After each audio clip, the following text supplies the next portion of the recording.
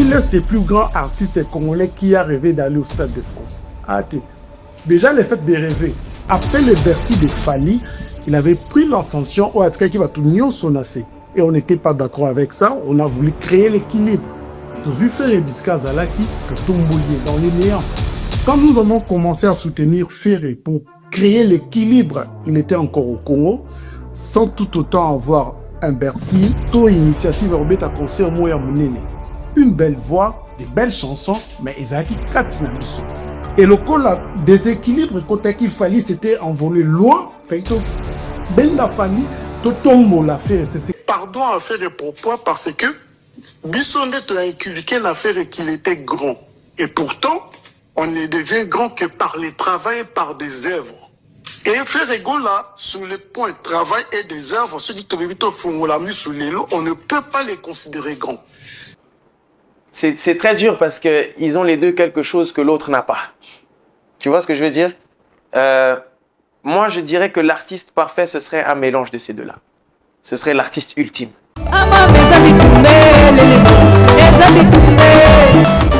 la musique. Arrêtez. L'artiste ultime serait un mélange de Ferré-Gola et de Fali Ipupa selon Bébé Chanda. On va en parler, mesdames et messieurs. Nous sommes là pour ça. On vous dit mbote, on vous dit bonjour de partout où vous êtes en train de nous suivre. Nous savons que vous êtes en Afrique, en Europe, en Amérique, en Asie, en Océanie. Eh bien, mbote, bonjour et comme la bino bisika boza. Nous sommes Boalwood TV et je suis la Gladiator en costard. Votre émission c'est Lisango, notre chronique musicale, chronique dite en télo. Et parce que awa penande to kenda on a niveau cerveau quoi. Et nous sommes là pour vous et c'est un plaisir pour nous de savoir que vous êtes aussi là pour nous.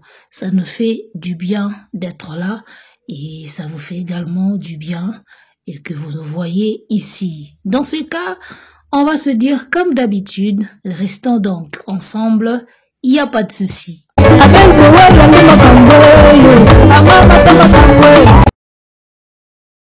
Lisango tozongi lisusu messieurs dames. Balobi misa e bandi to pusana to bengana. Yaya tcha like déjà partager lien benga papa benga maman benga tonton tante maman leki maman kulutu tata mwasi neveu nièce oncle onclerette to bengana to pusana boloba Gladiator en costard à bandi. Et Lisango e bandi donc to pusana to bendana. Et monsieur est bandit déjà signalé mouton à distrait c'est que Lisango c'est bandit déjà et le Gladiator est à bandit. So rozana biloko na recho diminuer moto na 1 parce que rozika pour ma solo robeta ma lelo. So bibo tozongi. Alors Jean-Paul Kilombo tata ya actu du net na muninga na ye bazalaka na ye Alain Kous bayambaki Jazz Kavulu toyebi émission ngo na moni bi ba recadrage c'est salami déjà.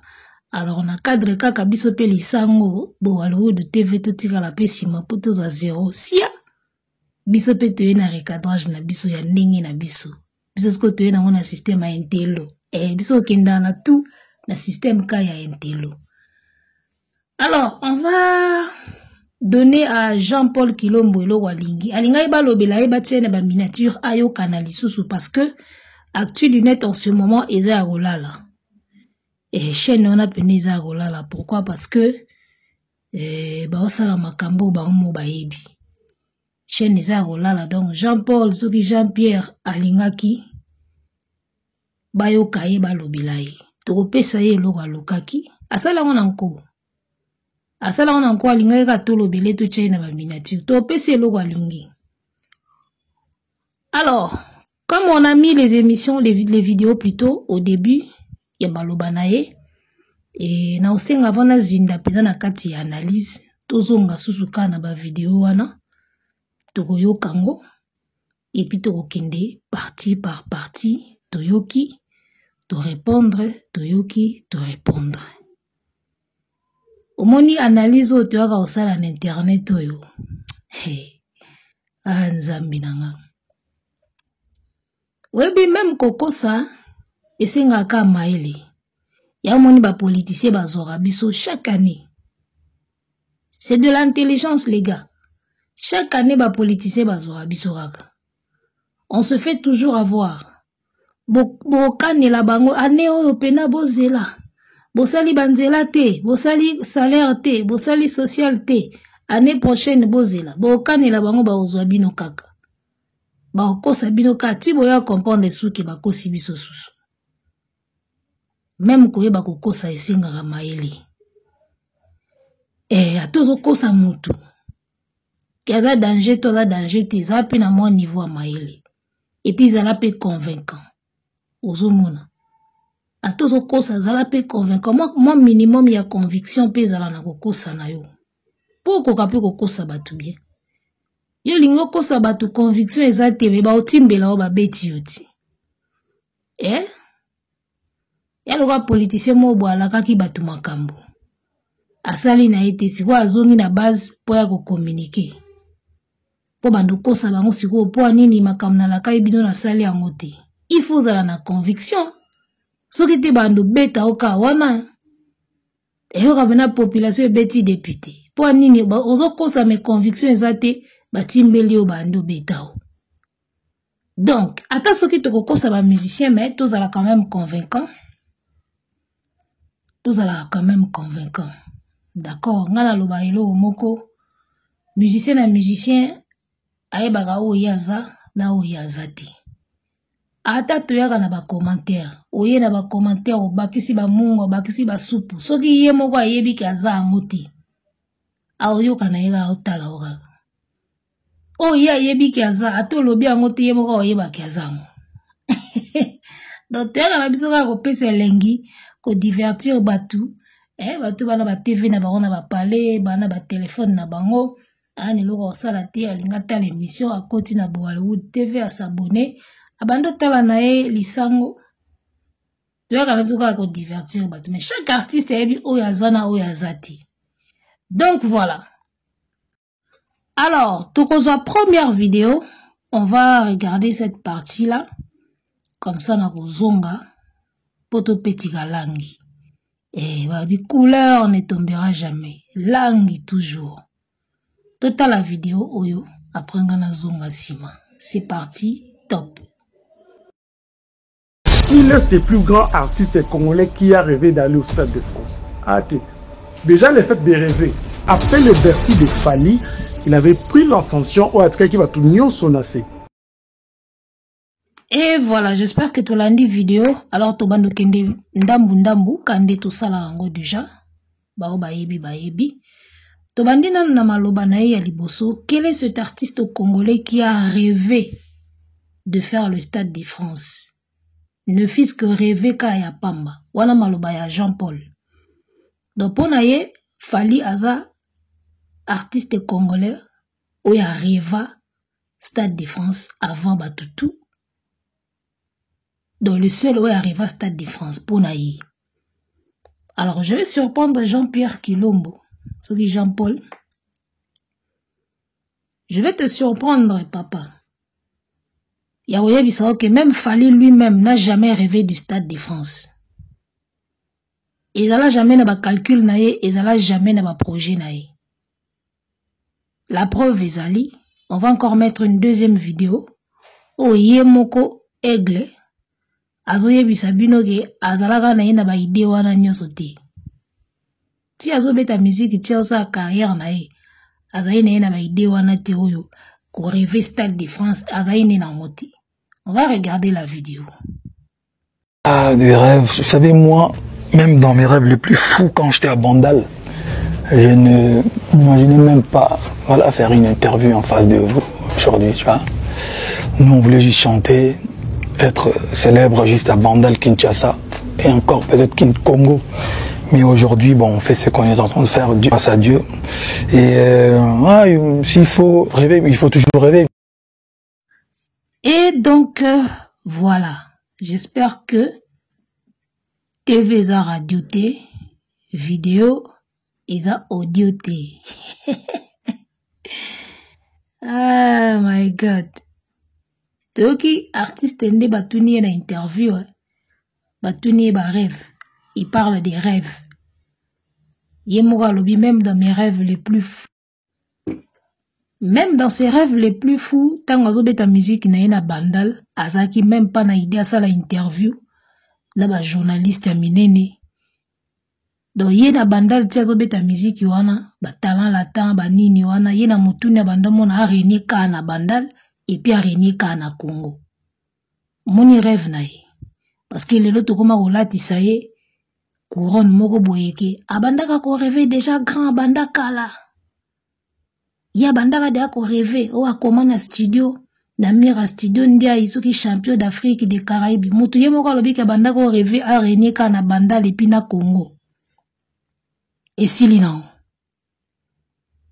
Ye moko lobi même dans ses rêves les plus fous, arriva na yeti ba interview ba makambo nyoso. Azao rêvé à soukanika star ya bandal et puis star ya Congo. Donc on nyoso zo komela ye o isa ba imprévu. D'après ye quoi. Siko bato bazalaka o akomaka na mira studio ndiaï. O ayebaka déjà ka kozala boye. Oh, quel est cet artiste congolais qui a rêvé du Stade de France? Naibisa bino vérité. Au moni ba idée ba Stade de France même ba yu arena o. Ya ba biloko yo azio ngora ba lobi lobia. Da ba idée o tout bozo mona o na beta yu arena. O na okende Stade de France. O trop auditeurs bazo bondelanga. Iza tanga komi ko lula ba carrière ya ba maître Gims. Akomo lula ba carrière ba Dadju, ba Ayana Kamura. Nde akomi siko ko se positionner na angle wana. Il n'a jamais rêvé de ça. Même pas quand il était chez Kofi. Bondi Milanga, même quand il était chez Kofi, il n'a jamais rêvé na basalo azo betalelo. Il n'a jamais rêvé de ça. Ozomona, tango sikoyo ayoko longa orchestre. Azu David Monso nde muta komi siko ko tayeye na ba direction wana. Il doit tout à David Monso, ce garçon. Eh, même dans ses rêves les plus fous, ba yu arena o ezari na ngote. Na ba Stade de France. Ye moko alobi yango ngata. Donc, il doit tout à David Monso, ce garçon. David Monso muta afungola emisu. Po akoma kokende na ba angle wa akoma okelelo. Il n'a jamais rêvé de ça, il n'a jamais pensé à ça. S'il y a un artiste congolais à l'époque qui pouvait rêver de tout ça, ngana oloba Werason. Werason a sa bêta parler de sport, a bêta déjà Stade de France, a qui invité. Il y a Kassav, na concert na bango basalaka ya Stade de France. Époque où ya Werazo pelanano, yangiama, za yangiama. Wera pouvait bien rêver de tout ça.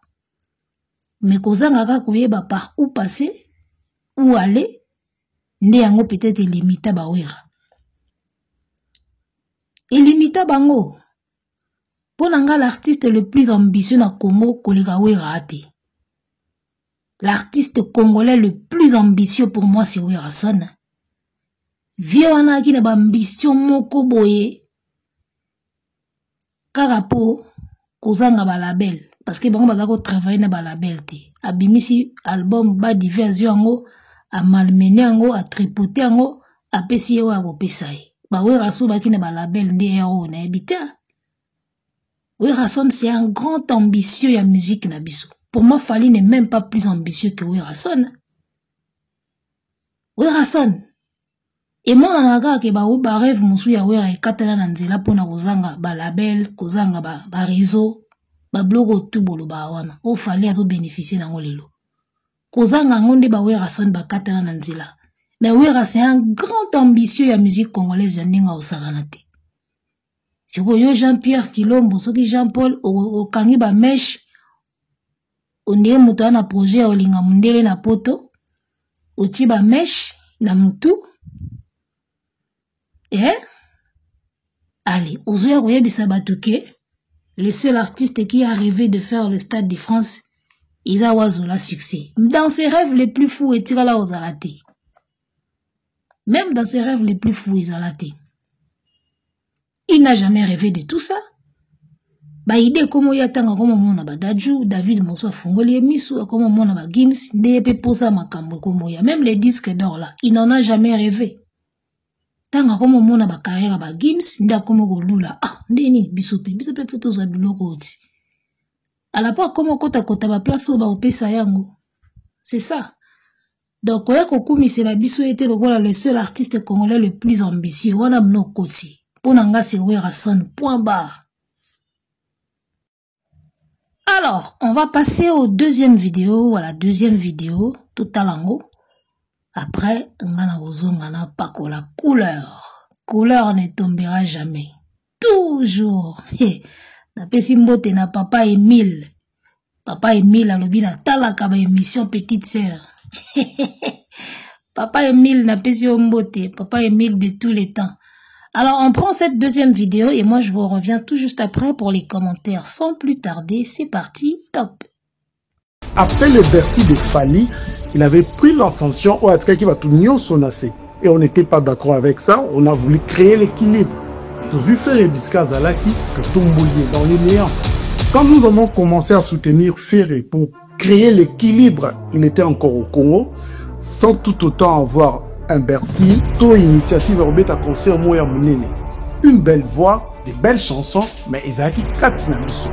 Et le col déséquilibre côté qu'il fallait s'était envolé loin, fait que ben la famille, tout tombe la fait. Voilà. Après le Bercy de Fali à Mataki, à Tiraki Batenir son assez, il a fallu tout quitter Fali, tout Matissa Ferré, et tout soutenir Ferré, nanani, nanana, tout les blablabla qu'il a raconté là. Alors, après le Bercy de Fali, équilibre kotak, déséquilibre kotaki, à Tiraki Batenir son musika ya Mataki likolo. C'est bon après le Bercy de Kofi. Ezala ndeni. Ah, Nzambe na gai. En tout cas, na partie où ya makamba, ya équilibre, déséquilibre, où Jean-Paul a lobby. Nga réaction nange kozala, na sens où. Moi, je ne te dirais pas que Fali n'est pas plus loin que beaucoup d'artistes et musiciens congolais. C'est vrai, il est plus loin. Ozomona.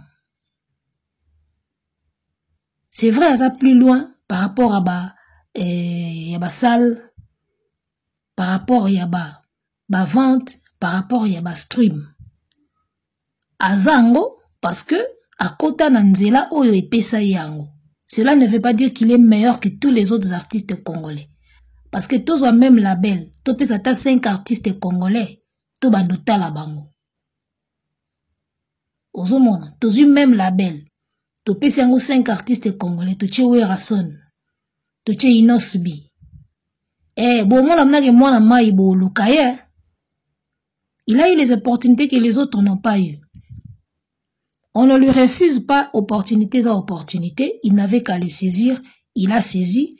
Yangwana et poussier moi musika na musique naï. D'accord? En tout cas, je ne peux pas lui refuser que Azana moi avance que les kaba musiciens belé. Mais seulement quand question na retourne à Jean-Paul Kilombo. Tango baki après le Bercy de Fali, il avait une ascension à Tiraki Batunio Sonasé. C'est quoi après le Bercy de Kofi à l'époque. Quand je pense que le même Bercy, Kofi aussi l'a fait. Et regardez ce que Kofi Olomide est devenu aujourd'hui dans l'analyse Nabino. Regardez ce que Kofi Olomide, le grand Mopao, la légende congolaise, est devenu dans l'analyse Lelo, ya Congo. Comme s'il n'a jamais fait de Bercy. Comme s'il n'a jamais fait des salles ou salles loin. Alors, on a tout Nabino kaka. Parce qu'à l'époque, tant que Kofi abetaki Bercy, tu as dit Bercy, Bercy, Bercy, atobetaki Bercy ona Olympie, atondisaki Bercy o yayo. Tant que Kofi abetaka Bercy, albaka komi number one, atondisaki Zenito. Aujourd'hui, regardez ce que Kofi est devenu dans l'analyse Nabino. Comment vous réduisez le Kofi là qui a fait Bercy à l'époque, ou atika ki pe baninga musika tango abetaki yango. Est-ce que demain vous ne direz pas la même chose de Fali? Moi, c'est ce qui m'étonne, en fait. Ozomona, kobeta Bercy, kozo ascension, kotika baninga musika, c'est bien. Mais dans 20 ans, 30 ans, est-ce que Bercy nous est comme on a monté le quoi Bercy à Kofi lelo? Batutu bakoma oboya na bango, batu bakoma na bango mona ngwe lokote, batu bakoma mona kaki, batu baleki Kofi, alors qu'à l'époque, quand il a fait Bercy, c'était Bercy, hein? Quand Kofi a fait Bercy à l'époque, c'était le number one. Hein. Il s'est appelé number one après avoir fait ces salles-là. Et c'est ce que Fally fait aujourd'hui. Il s'autoproclame number one pour avoir fait des salles-là.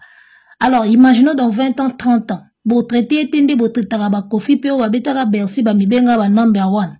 Na ba analyse na bino ya 2 balles. Ba analyse anzala liboum. Réfléchissez un peu, hein, les gars. Donc, moi, j'ai comme l'impression que Congolais a vivaka à présent, a kumisaka à présent. Ce qui est aussi l'équipe, et ça sous la valeur T. Alors que sous d'autres cieux, d'accord, événement a été l'équipe, mais ce qui est là qui vraiment mon nene, et ça qui est très marquant à l'époque, et tikali na mémoire, et tikali na respect à mutuana wa salakiam, même si est commis le passé. Nous, on a tendance à rosala, ce qui est aussi l'équipe, et comme nango sous l'autre. Ba Bercy ba Kofi Koma elokote, qui légende da Kofi Koma elokote, quand sera-t-il pour Yaya Fally après 20 ans? Na ba analyse aboué, bo risque bouya sous bolo ba kezari elokote. Ah mboko yo. Ya pasi hein. Ya un monde tozo ebisa wazo la succès, ça l'effort otika style musical moko ou eko traverser ata 5 générations à Pamba. Pour na lire ba analyse ba Jean-Paul Kilombo boy, ba Bercy on est so beta dans 20 ans mon comme nango sur l'autre. Et ça la conseil. Tozo ebisa wazo la succès papa, luka ta instrument moko boy, inventer ta instrument moko kotsa sango na musique. Luka ta style moko boy musical ya sika créer telo moko boy, o kotsa sango etikala ta 5 générations pour ba respecter au na Congo. Parce que analyse à 2 balles, au risque na ba yuare na ozo bomela nzoto 20 ans après to comme mon nango sur l'autre. To comme kumisa bana oba bima à l'époque wana. C'est fou hein réflexion ya ba Congolais. Aujourd'hui on se pela parce qu'ils ont profité na Fally ils ont quitté ba faire na ba Kofi. Mais Fally aussi va passer hein. Il y aura un après Fally hein. Et quand sera-t-il de son Bercy et de ses yuare na? Yako tozo ebise tika na yo style moko musique ba respectaka yo atanango poso batangi ah ye muta memela biso to créer ka style moko ko créer ye muta memela biso sobibor na musique ye muta créer la biso sobibor style mo ba benga sobibor ezane tozo yemba mene tozo yemba te so tika telo mo bongo et traverser 5 générations là ba Jean-Paul bako respecter yo mais so yeka na ndenga ba sale bako risque ba traiter au quand ndenge bazo traiter ba Kofi lelo ok bate après ba traiter ba yu arena o nyoso na ba ING arena nyoso elokoti na modèle ba analyse aboy. Faites très attention hein. Voilà alors tous les canaux na une vidéo tous on a une vidéo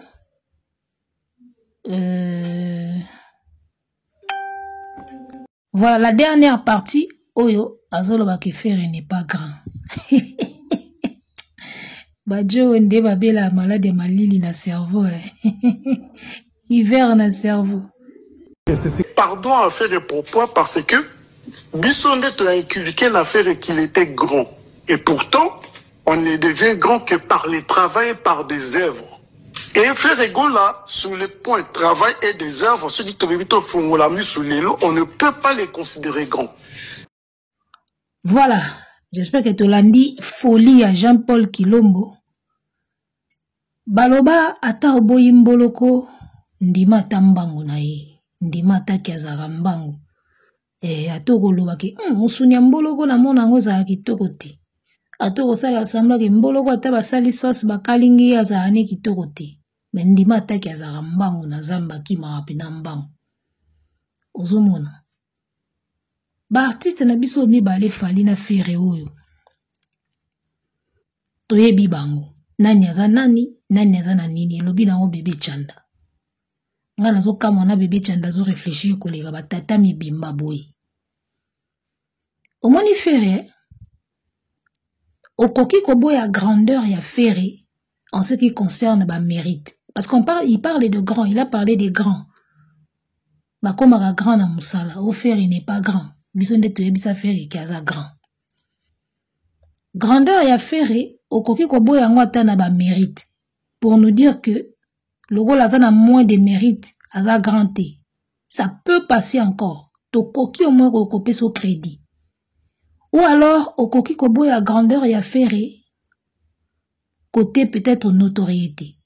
Sur le que non, Ferregola n'est pas largement connu.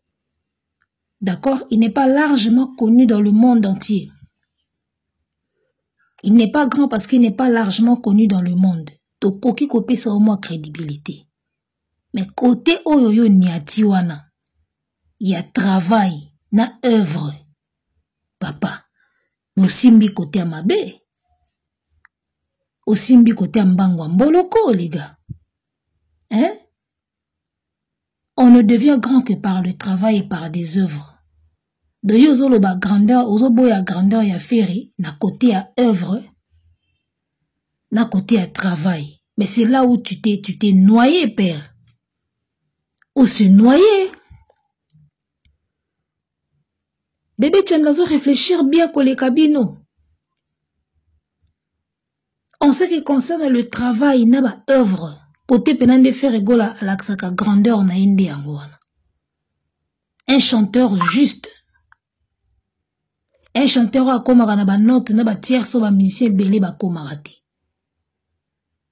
Un chanteur au hasard capable ya wolongwa na po na ye à nager na po mususu. Mais c'est le travail. Qu'est-ce que toi tu entends par le travail? Un artiste chanteur. C'est quoi son travail à lui? N'est-ce pas qu'on aime la perfection? Qu'on crée, qu'on trouve, bah style mususu. Moutazo yembela yo, nzembuloko la regarde-moi. Opéra. Avec un orchestre philharmonique. Ça c'est pas le travail. C'est pas les fruits du travail. Et ça n'exprime pas la grandeur de l'artiste. Koko tanaba style wana. Tout le monde a autant que dans la Côte d'Ivoire, tant on regarde moi et bimi ça la succès. Tout le monde a dit bah ivoirien, bah commis ça cette façon de faire. Cette façon de faire, un chanteur rumba à côté d'un monde bah Pavarotti pour faire une chanson lyrique symphonique avec un orchestre philharmonique.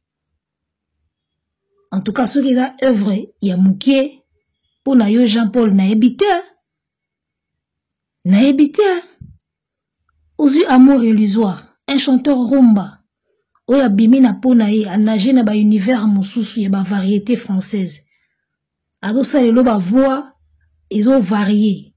En tout cas, pour un chanteur, ceux qui ont été travail, ceux qui ont été œuvre, naebi eloro yozo lukate. Ba comme un grand car à la travail, na ba œuvre. Mais justement, c'est ce qu'il sait faire. Ba travail au fur et à mesure la kana musique na yeba artiste belé ba sala angote. Il y a des artistes baza déjà na moi style na yemoko boye. Moi formule magique na yemoko abika ya onka esimba ka tourna na ekawana. Dans la musique commerciale côté business, c'est normal. Mais ça tozongi ce qu'on a esprit art. Au tourna kana kuna carré magique moko boye po ya ngonde simbaka. Dans le contexte commercial, c'est bon. On ne change pas la formule qui marche. So ebi ke yaonde simbaka, yaonde cartonaka, yaonde na teka mingi. Salango. Mais ce qui te zongi si on a esprit qu'il y a musique, il y a art. Est-ce qu'il faut tourner en kana carré na omoro boy pour yaonde teki sako? C'est là où on voit maintenant ba faire et bazo kindi na ba univers mususu. Parce qu'avant tout, la musique est un art, les gars. La musique est un art. Ba Picasso, ba sala ba tableau. Avec ba tableau ya ba grande qualité, ba Léonard de Vinci ba sala ba tableau ya qualité makasi. À l'époque, il ne visait pas l'argent. Botala ba vie na bango, botanga ba histoire na bango. Il ne visait pas l'argent à l'époque. Tango ba koufi ba komi ba légende, nde ba œuvre na bango yeko se révéler magnifique. Parce que il travaillait d'abord avant tout avec l'esprit artistique, avec l'esprit de l'art. Et mbongo yeko ya na sima. Aujourd'hui, ba tableau na bango zotika na ba millions. C'est leur famille qui ont, leur descendance qui en bénéficie. Mais bango de leur vivant, ils n'étaient pas aussi riches que ça. C'est des gars qui bossaient vraiment pour l'art. C'est des gars qui bossaient vraiment pour l'art. Et mbongo banda ya na sima. En musique na biso lelo ba wazola succès bazo bosser d'abord pour la koteka. Mutu lokola wazola succès. O senti bena ke yeso kazo sa l'album azo viser nanu koteka. Koteka eza bien parce qu'il faut bolia bola lanzala te. Mais il y a une chose il faut boye barango. Na olo bango en tant qu'artiste. Art ce que comme un esprit commercial et comme un mai. Alors que art ce que tikali un esprit artistique nde zalagasko kilo. En tout cas, na ebité artiste ni na wea ko contredire nga. Œuvre d'art nyonso, ce que komika na objectif ya koteka et comme a likolo. Ezala ba peinture, ba tableau de peinture, ezala ba sculpture. So komika na objectif ya koteka kaka. O comme ça on ga likolo. Mais ce qui art etikali na esprit artistique, ezo salama na esprit artistique, nde siko yoka apena ke artiste azo bimisa. Azo bimisa bena marambo eza na kati.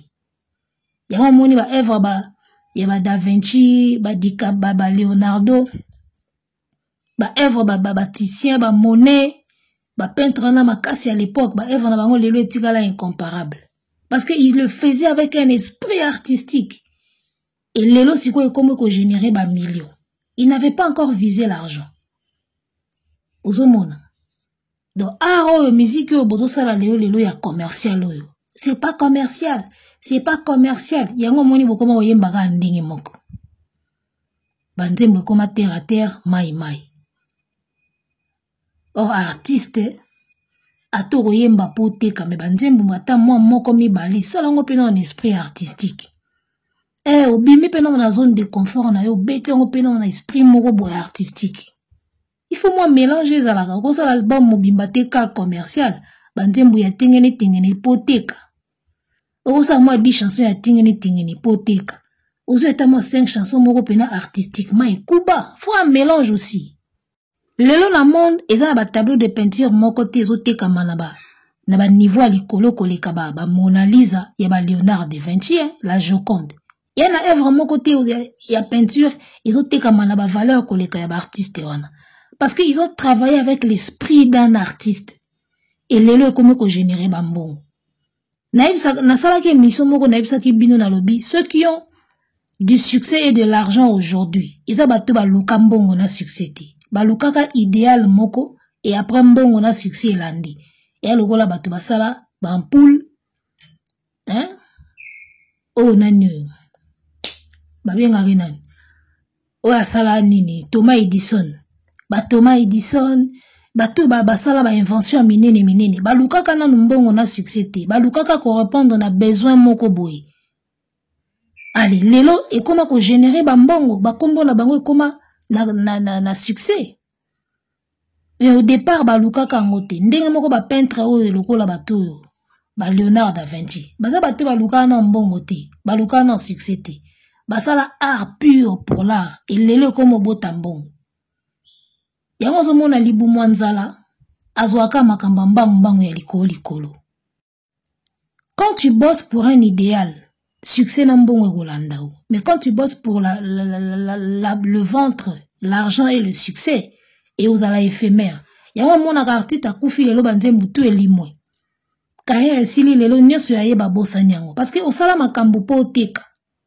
Tango carrière esili koteka pe katani wana. Alors que ce que ba Léonard da Vinci, œuvre le rôle à la Joconde, Mona Lisa, combien de siècles après on en parle toujours? Parce qu'ils ont une valeur spirituelle, mon sous tango ba osala ba œuvre wana. Et le tikali mbongo ya libela. Ba œuvre wana tikali mbongo ya libela. Ba sala ki yango pona mbongo te, ba komo ozela mbongo ya libela. Bino bozo yembaka pona mbongo, ozo peindre pona mbongo, na sala pona mbongo, et so beaucoup finir so pe s'arrêter ka wana. Même 2 ans après que l'obéla eu est comme un mois passé. Parce que vous avez ba œuvre ya esprit ya makasité. Bon ça la musique ya potothèque commercial. Vous êtes dans le commercial. So vous voyez dans le spirituel. Bon mon andenge ba œuvre gotika là pour l'éternité. So bon memi art nandenge pena spirituel parce que art avant tout est un esprit. L'art avant tout est un esprit. So botika dans contexte wana ya spiritualité. Au mona yango botika ba œuvre penezo umela et traverser ba génération. Nde ba Joconde lelo koma. Monde entier, on en parle. Ils ont bossé avec un esprit artistique, la spiritus. Batala ina mbongo te. Et les loto comme tala trombongo. Ah. Ya otomona otozomona. C'est très dur parce que ils ont les deux quelque chose que l'autre n'a pas. Tu vois ce que je veux dire? Moi, je dirais que l'artiste parfait, ce serait un mélange de ces deux-là. Ce serait l'artiste ultime. Bravo, bébé Chanda. Merci pour cette réflexion. La âge naïe a dû réfléchir 10 fois mieux que Jean-Paul Kilombo. C'est triste. Alors, un artiste ultime est un mélange ya Ferina Fali. Comprenez pourquoi Jazz Kavoul na plateau et Actu du net azarol bake Fali aleki ferité. Tant que vous avez ma capacité au faire azanango aza incomplet. Ozomona. Yango ozomona même qui légende na ye bazobo yango. Parce que ezozanga yo ba capacité au faire azanango pour ça complet. Oningisaka loketo bien. Oyembaka ba autotune na yo. Basombaka oyembi nzembo na oya facile pour bato bakanga ngo facilement, système à 2 temps, bakanga banzembo ngo noki, etekamaka noki, c'est bien. Oyebi ko travailler image, oyebi ko travailler notoriété, oyebi ko créer ba réseau na ba relation, mais ba capacité artistique. Oyo ezozanga yo yango niza côté affaire. Yango moniso motabi ki fali aza danger te, bobo ya raté. Parce que azo sala wa azo sala, mais ezozanga esko oyo eza côté affaire. Donc, ba notoriété aza nango, ba relation aza nango na ba label, na ba nyonso, soka zaki siko na ba capacité artistique vocale, capacité à chant offert aza nango. Nde aza complet pena ya osakalite, donc nde pena lelo ponanga des goat, légende, tout, number one, tout. Si seulement il avait toutes ces capacités-là en lui. Na où yemo aza nango, na où il a pas fait. Mais malheureusement, faire azana oya azanango, yepe azana oya azanango. Yango moni so batu balobi ki aza danger te, bobo ya raté. So batu balobi ki aza légende te, bobo ya kate. Parce que il serait vraiment tout ça, so kazaki na ba capacité, tout au bébé Chanda lobi. J'ai dit et je vous remercie. Sobibor. Lissango. Arrêtez la musique. Arrêtez quoi?